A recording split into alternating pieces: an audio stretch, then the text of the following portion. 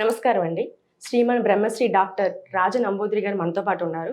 ముందుగా ప్రేక్షకులందరికీ క్రోధనామ సంవత్సర ఉగాది శుభాకాంక్షలు. నమస్కారం గురువుగారు.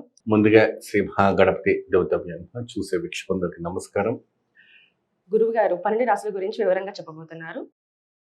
గురువుగారు, ఈ సంవత్సరం వృశ్చిక రాశి ఎలా ఉండబోతుంది? చెప్తానమ్మా. వృశ్చిక రాశి వారికి చాలా వరకు కూడాను అద్భుతమైనటువంటి ఒక సూచన ఉంటుంది. ఒకటి ఏంటంటే వీళ్ళు చాలా సెన్సిటివ్ మైండ్ ఉంటారు.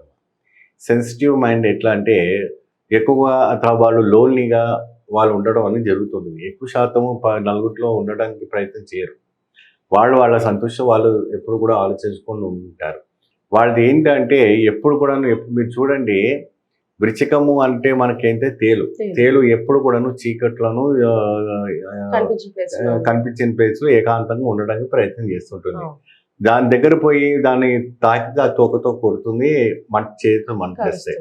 సో వాళ్ళ ప్రభావం కూడా అట్లాగే ఉంటుంది. వాళ్ళని కదిలించినా, వాళ్ళని ఏదైనా అన్నా చేసినా కూడా అంటే వాళ్ళ పనులు మళ్ళీ చేసుకుని ఉంటారు. వాళ్ళ పనులు వాళ్ళలో ఉంటారు. అంటే భార్యాభర్తలో కావచ్చు, మరి కుటుంబ సభ్యుల విషయాల్లో కావచ్చు, మరి ఉద్యోగ రంగాల్లో కావచ్చు, ఎవరైనా కూడా కొద్దిగా ఓర్వలేని వాళ్ళు ఏదైనా అన్నా చేసినా పడతారు. కానీ తిరిగి వాళ్ళ ఏదైనా చెప్తే మాత్రం వాళ్ళు తట్టుకోలేరు.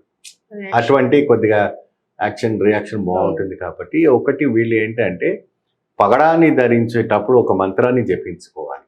ఆ మంత్రం జపించుకొని పగడం ధరించుకోవాలి. ప్రత్యేకంగా మీరు స్వామి ఒక నామం జపిస్తూ ఉండాలి. ఎవరంటే ఏకాంబరేశ్వర స్వామి.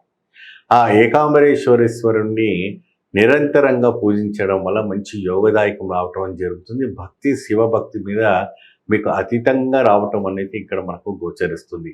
ఈ 2024-25 ఈ క్రోధినామ సంవత్సరంలో మీకు ఒక అద్భుతమైన ఒక అదృష్ట యోగం పట్టబోతుంది. అంటే భూమి కొనటం, వాహనం కొనటం, పిల్లల్లో కొత్తగా మార్పు రావటం, సంసార జీవితంలో కొత్తగా ఇది రావటం అనేది కూడా జరుగుతుంది. ప్రత్యేకంగా శివుడిని ధ్యానించడం, ఏకాంబరేశ్వరుని ధ్యానించడం, ఏకాంబరేశ్వరి అనే అమ్మవారిని పూజించడం, లేదంటే ఎటువంటి ఒక జ్యోతిలింగాన్ని దర్శనం చేసుకోండి. మంచి ఫలితం లభిస్తుంది. నమస్తే. చూశారు కదండి, ఇప్పటి వరకు శ్రీ రాజ నంబూదిరి గారు చెప్పిన 12 రాశుల గురించి, ఆయన చెప్పిన రాశుల గురించి, పరిష్కారాల గురించి తెలుసుకున్నారు కదా. కింద స్క్రోల్ అవుతున్న నెంబర్కి గురువు గారికి సంప్రదించి మీ సందేహాలు, బాధలు తీర్చుకోగలరు.